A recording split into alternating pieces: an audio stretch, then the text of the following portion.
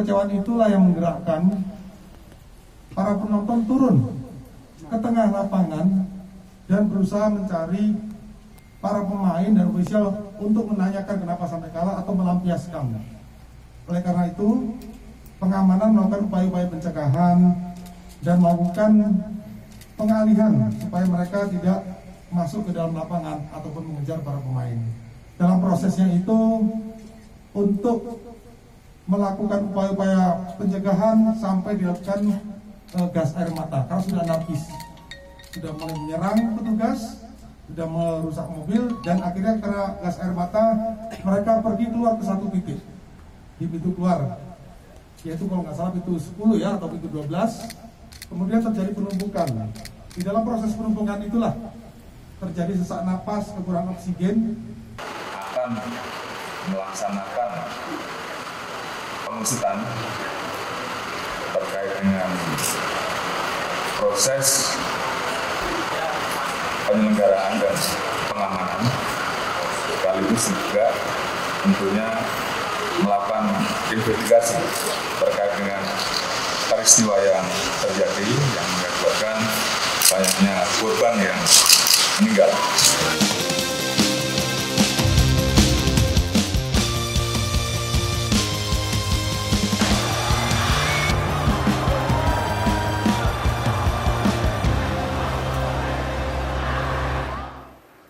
Anda kembali bersama kami di Forum Christian. Tadi Mas Anton kita sudah mendengarkan, sengaja saya nggak potong, kita mendengarkan isi hati dari Aremania. Mas Anton ada di TGI PF juga. Tadi ada permintaan satu terakhir adalah ingin bergabung juga sebenarnya Aremania. Itu saya minta tanggapan satu. Kemudian mungkin meskipun Mas Anton bilang nggak bisa banyak bicara, tapi tentu harapan kami semua adalah mengarahkan harapan ya ke TGI PF untuk tadi seperti apa yang dikatakan oleh Mas Dadang, semuanya dibuka, ini kesalahan siapa sehingga kemudian bisa diberi sanksi sesuai dengan derajat kesalahannya, Mas Anton. Ya, saya ingin menjawab yang terakhir dulu ya kenapa Aremania tidak dilibatkan. Saya tidak tahu jelas alasannya, tetapi yang pasti dalam rapat pertama kemarin, Aremania adalah pihak yang paling banyak akan kita wawancara sebetulnya. Jadi bahkan hari ini kami menyusun banyak sekali rencana, bertemu dengan banyak pihak di Malang nanti, dan yang pasti yang paling banyak akan kami temui pasti teman-teman dari Aremania. Jadi jangan khawatir lah, suaranya pasti didengar. Besok pun ada perwakilan supporter yang akan datang ke kantor Polhukam untuk menyampaikan aspirasinya. Rasanya ada juga teman-teman dari Arema Malang. Nah, itu yang pertama. Yang kedua, kalau bicara dari sisi kita harus memilahnya itu dengan hati yang dingin ya. Jadi kalau kita bicara aturan dan normal. Penonton masuk ke stadion di Indonesia itu normal. Apalagi misalnya dalam konteks merayakan kemenangan, itu oke aja gitu.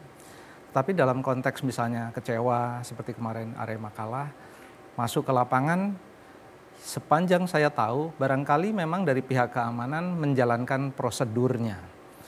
Tapi prosedurnya bagaimana? Apakah prosedurnya diimbau dulu, lalu disuruh pergi pelan-pelan atau bagaimana? Itu yang kami bagian ungkap. Dari investigasi ya, akan kami ungkap kebenarannya seperti apa. Tapi yang jelas pasti sebetulnya penggunaan gas air mata itu memang tidak diperbolehkan dalam konteks peraturan FIFA. Jadi saya harus jelaskan sebetulnya di dalam technical area yang lapangan hijau, lalu ada dugout itu tempat pemain dan official, itu sebetulnya kalau kita bicara hukum, itu area hukumnya FIFA. Sehingga betul tadi yang Mas katakan sebetulnya tidak boleh ada polisi di sana. Terus pengamanannya dari? Pengamanannya dari swasta. Ya, dan bahkan regulasi FIFA nomor 19 itu mengatakan bahwa untuk keselamatan ya, itu petugas polisi pun boleh di sana tapi tidak boleh berseragam dan seperti provokasi mengenakan pakaian militer, pakaian yang lengkap tempur gitu ya, sehingga itu akan memicu kesan intimidatif gitu akan memicu hal-hal yang negatif karena kalau ada persoalan orang marah atau macam-macam. Nah itu kita bicara dalam konteks itu. Di luar itu, di luar stadion terutama itu sudah masuk ke wilayah negara. Jadi protapnya adalah protap keamanan negara. Saya rasa teman-teman di PSSI, teman-teman Panpel itu tahu, karena itu regulasi FIFA itu sudah lama. Tapi saya puluhan tahun berada di lapangan bola sebagai peliput, sebagai jurnalis, saya selalu melihat bahwa ada polisi di sana, ada tentara dan macam-macam. Ini Saya poinnya sering tidak juga tersosialisasikan, tidak tahu atau apa, Mas Anton? Inilah yang akan kita cari nanti. Apakah sebetulnya teman-teman keamanan yang menempel pada Panpel, kan mereka sebetulnya Panpel itu menempel pada LIB menempel pada PSSI. Sementara pihak keamanan itu embed dengan Panpel. Ya. Jadi teman Panpel itu pasti tahu juga gitu loh. Tapi kan itu sudah berlangsung puluhan tahun. Bahwa, sudah menjadi kebiasaan. Ya, menjadi kebiasaan bahwa ada polisi saya tidak di situ. Pernah, sebetulnya gini, selama puluhan tahun saya berada di lapangan, kerusuhan di lapangan bola itu sudah banyak juga gitu loh. Saya pernah mengalami di Solo, dilempari batu, tapi tidak ada satupun gas air mata. Ada gas air mata tuh demonstrasi di luar atau kerusuhan di luar, itu baru dibubarkan dengan gas air mata karena protapnya FIFA itu jelas tidak boleh gitu loh. Saya yakin teman-teman di Panpel dan PSSI juga tahu itu. Tapi kan tidak pernah tersosialisasikan sampai ada peristiwa tragedi ini. Nah, yang kita mau tahu nanti, apakah ketika pemain Arema masih berada di lapangan, beberapa teman Aremania turun, itu bagaimana protapnya untuk menggiring mereka kembali, karena kewajiban dari keamanan memang itu melindungi pemain dan ofisial. Kalau dia melihat ada titik kritis, barangkali akan didorong lebih keras gitu loh. Nah, yang akan kami cari tahu titik kritisnya di mana sampai dikeluarkan gas air mata. Itu yang pertama. Yang kedua, titik kritis apa sampai kemudian ada tembakan gas air mata ke tribun-tribun. Karena mereka kan tidak mengancam. Yang mengancam mungkin ya kalau dalam konteks ancaman yang ada di lapangan. Karena di situ masih ada pemain, masih ada official gitu. Nah, ini yang akan kami cari, faktanya seperti apa, keterangan-keterangannya seperti apa, dokumen-dokumennya seperti apa. Dan jangan lupa ini permainan dilakukan pada malam hari. Ya kan? Pada malam hari saya yakin betul pihak keamanan juga kesulitan karena ketika dia mengidentifikasi titik krisis pada saat gelap, itu kan sulit sekali. Gelap itu karena lampunya memang sudah dimatikan, betul ada informasi malam itu ya, Mas? Pasti kan akan jauh lebih gelap. Pun pakai lampu ya? Walaupun dengan lampu, pasti akan jauh lebih gelap. Titik-titik kritisnya, katakanlah di tribun, ada mulai pergerakan gitu kan sulit untuk diketahui gitu loh. Itulah sebabnya kami juga akan mencari tahu mengapa PT LIB dan PSSI dalam hal ini menolak untuk menggeser pertandingan dari malam ke siang. Karena kan sudah ada rekomendasi sebetulnya dari kepolisian. Nah, ini bagian-bagian ini. Oleh sebab itu, kita tidak bisa langsung ini salahnya A, salahnya B. Kita harus lihat dari prosedur awal. Ya kan, persiapannya gimana, briefing pengamanannya bagaimana, lalu rencana mitigasi bencananya seperti apa, titik kritisnya kalau ada apa-apa di lapangan, ini penonton larinya kemana, gathering poinnya di mana, larinya ke jalur mana. Lalu kan juga ada fakta yang harus kita ungkap juga nanti kebenarannya, apakah betul pintu itu sengaja dikunci, terkunci atau apa, kita akan cari tahu juga soal itu. Jadi kira-kira prosedurnya seperti itu. Dari para pihak yang disebutkan Mas Anton tadi ada PSSI di sana. Saya berharap Pak Erwin berkenan untuk menjawab. Tadi kalau dari kacamata kami sih masa nggak tahu sih aturan dari para stakeholder, tidak tahu aturan dari FIFA, dan apakah para stakeholder termasuk PSSI punya kesepahaman yang sama. Kalau mungkin di organisasi yang lebih sederhana kita tuh lagi briefing dulu nih sebelum pertandingan. Itu satu Pak Erwin. Kemudian yang kedua tadi soal jam tayang, ini juga menjadi materi utama yang diberitakan oleh berbagai media. Ini kenapa ada alasan ekonomi sehingga kemudian mengesampingkan faktor keamanan atau seperti apa? Dua poin itu Pak Erwin.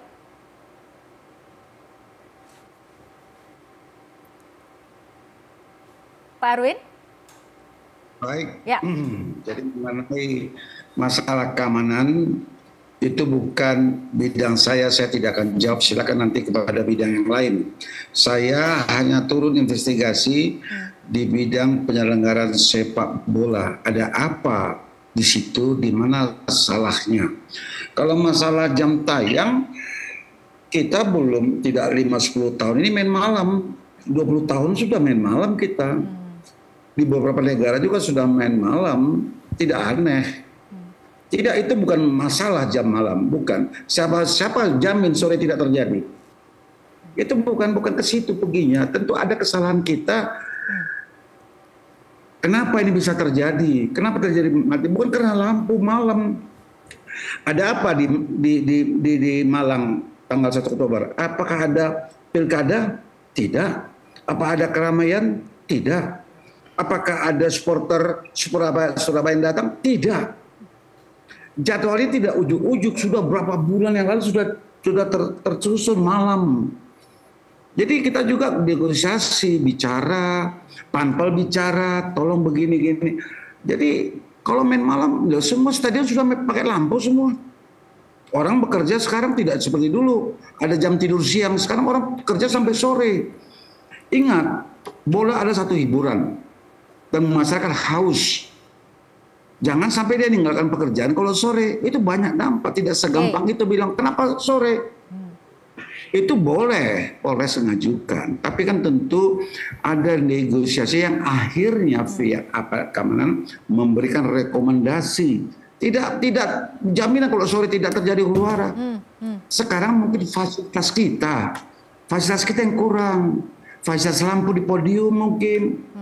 Stadion yang masih di sana yang tidak single seat, kalau single seat masih jarak satu ke bawah tinggi, pintu yang semakin tajam ke bawah tidak ada penerangan, itu masalah sekarang.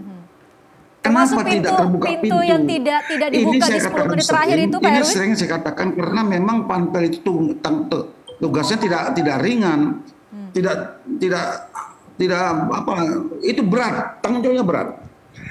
Ini panpel juga sudah puluhan tahun, sudah tahunan dia ketua panpel sehingga menganggap ini rutin. Rutinitas menghilangkan kewaspadaan.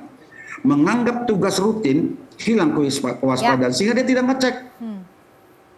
Misalnya ada gas, kalau itu terbuka pintu, nggak jadi masalah, loss. Ini kenapa tutup pintu? Kalau terjadi oke ada gas, terjadi kepanikan. Kalau ada pintu, ada escape, saya rasa tidak terlalu berat. Itu masalahnya dalam kepanikan.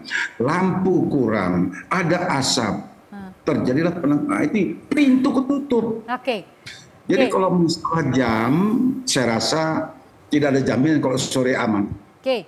Bukan itu masalah yang saya lihat secara pribadi tidak. Pak Erwin, saya mau minta tanggapan dari Mas Indro. Mas Indro, kalau kita dengar nih, ini lampu kurang, kondisi yang kemudian harus kita salahkan gitu ya. Subjek yang harus kita salahkan adalah kondisi atau situasi. Saya mungkin ini akan pragmatis atau kelihatannya belum melihat ke depan kalau kita masih ini. Tapi ini perlu diidentifikasi. Seharusnya arah telunjuk kita itu menuju kepada siapa kalau memang harus salah? Kalau menurut Mas Indro? Kalau saya melihat bahwa ini adalah kegagalan koordinasi dari banyak stakeholder. Dari banyak stakeholder gitu ya. Ini koordinasi pertama banyak pihak, betul.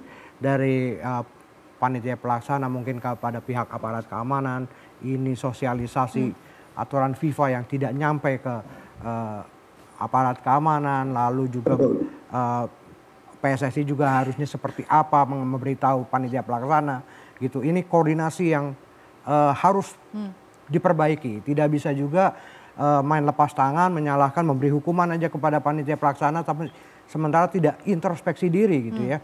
Ini harus dilakukan. Menurut Anda PSSI harus introspeksi diri? Terutama iya gitu kan, sebagai kayak misalnya kalau saya tidak setuju kalau misalnya katakan main malam itu fine aja, enggak gitu, karena tingkat faktanya? Emosi dari aparatur yang sudah di lapangan sudah berada mungkin capek gitu ketika gitu ya. Dan demikian juga dengan supporter gitu ya. Ketika makin malam dia kan persiapannya makin siang dan ini akan lelah gitu ya. Buat pemain sendiri juga nggak efektif. Banyak sekali faktor-faktor makin malam ini makin bahaya. Belum lagi supporter mikirin untuk pulang kendaraan umum buat yang tidak bawa kendaraan pribadi seperti apa. Ini tentunya akan berpengaruh kepada psikologis. Jadi jangan terus membiasakan diri main malam nggak biasa aja kok nggak apa-apa. Ya enggak, ini beda. Kita transportasi umumnya udah bagus belum di seluruh stadion gitu ya. Itu udah terintegrasi belum? Nah ini yang menjadi masalah gitu, dan faktor psikologis ini juga harus menjadi pertimbangan. Jadi saya pikir ini adalah kesalahan secara koordinasi banyak stakeholder yang ada di Tadi Mas Indro menyebut termasuk adalah PSSI diminta untuk introspeksi diri. Itu dilakukan Pak Erwin, introspeksi diri itu? Ya, ini saya dapat masukan. Memang kita ngakui ya. Ini kan kita dapat masukan seperti kata Pak Dadang tadi ya. Jadi saya sempat hari melihat turun ke Arema kemarin ke toko-toko. Saya memang ada beberapa poin yang saya bilang ini pembelajaran. Starting point kita untuk memperbaiki diri semuanya, memperbaiki diri. Karena ini korban sudah sangat besar. Ini tanggung jawab semua, tidak satu pihak, tidak hanya Arema. Penonton pengagum, saya salut terus terang sama Arema. Kompak, dia menghormati, mencintai itu klubnya. Ya. Dia turun tuh bukan mau marah. Mereka turun ke lapangan tuh dia mau marah. Hei, dia hancur lebih itu, kok kalah? Udah bilang itu aja. Enggak merusak stadion, tidak memukul pemain. Tapi karena turun 2-3 ribuan, polisi tetap syak takut. Jangan-jangan pemain, ofisial, perangkat pertandingan dipukuli. Nah, itu kan sering terjadi. Ya. Jadi memang itulah, maka memang kita harus melihat juga psikologi masa ini ya. Banyak yang harus kita perbaiki dalam kasus ini ya. Macam supporter tadi. Saya melihat ya, ada supporter, saya nggak mau bilang musuh bebuyutan, tapi wah tidak bisa ketemu. Satu sama satu lain, banyak itu. Tapi dengan kejadian ini saya melihat sendiri, supporter itu begitu bersatu kompak. Ya. Bagaimana masyarakat Surabaya berdoa, mengirimkan doa kepada masyarakat Arema. Bagaimana mengatakan, hai sahabat Arema, bangkit, jangan bersedih. Datang dari jati diri, membuat acara berdoa untuk masyarakat Arema. Hai kawanku Arema supporter, kami turut berduka cita, bangkit, jangan larut dalam kesedihan. Mereka bersupport di apa juga di Bogor ya. Pakansari buat acara. Ya. Jadi ini semua ada pembelajaran yang kita dapat dari sini. Satu yang ingin saya katakan, jabatan di olahraga itu berisiko. Jangan anggap, oh saya manajer, saya ketua pelaksana.